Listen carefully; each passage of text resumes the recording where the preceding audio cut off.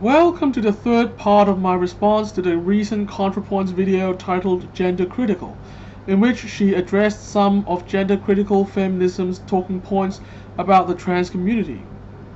In my original response, I criticized Natalie for arguing her points in the ground that gender is a social construct, something that I have always vehemently disagreed with, because I think it erases the lived reality of trans people.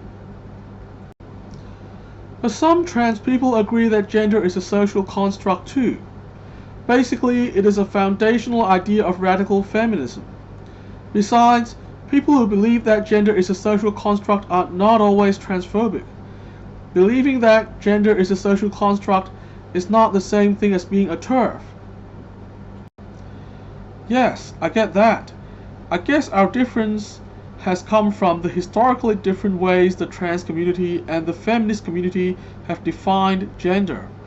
For the trans community, up until very recently, gender has meant something like brain sex, and this is the view of gender I sought to explain in my video for gender dysphoria.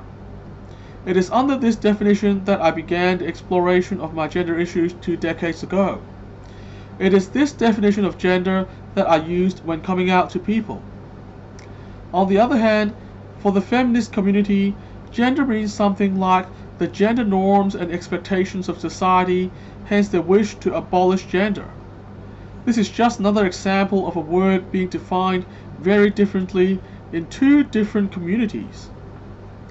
Therefore, I can accept that gender is a social construct if it is agreed to be defined as social norms and expectations.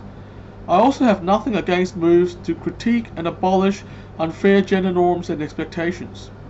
However, this would be very different from the way gender is traditionally used among trans people, and we at least need to agree that there are two different things we're talking about here.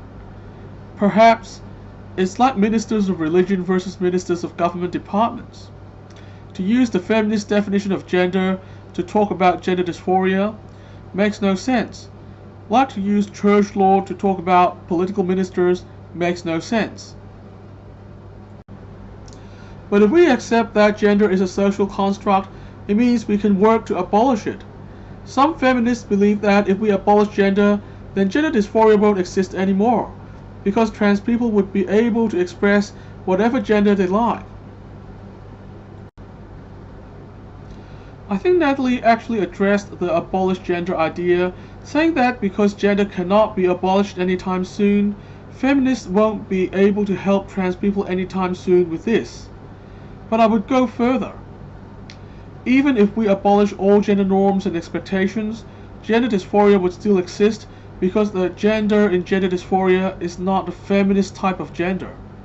From my experience, gender dysphoria is basically dysphoria about the body, how it is seen both subjectively and objectively, plus dysphoria about the gender role taken in romantic relationships, and as you can imagine, these things are all closely related to each other.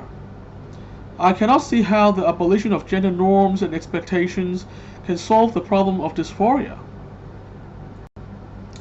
I have heard of that some trans people have decided to reclaim the word transsexual for themselves, as that would end the confusion. Besides, bodily dysphoria can be more accurately termed sex dysphoria, right? So what do you think about that? I personally don't support this.